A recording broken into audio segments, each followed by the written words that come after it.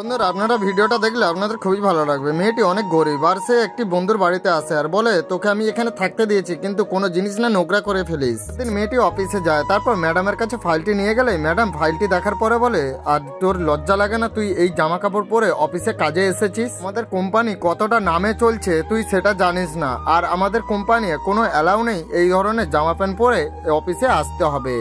আগে জানলে তোকে কখনোই চাকরি দিতাম না, আর আজকের পর থেকে এই জামা প্যান্ট পরে কোনোদিনও অফিসে কাজ করতে আসবি না। এই কথা শুনে মেয়েটি অনেক কাঁদতে থাকে আর কষ্ট পায়। তাকে বলে এক্ষুনি তুই অফিস থেকে চলে যা আর কাল থেকে ভালো ড্রেস পরে আসবি। এই কথা শুনে মেয়েটি ওখান থেকে চলে যায়।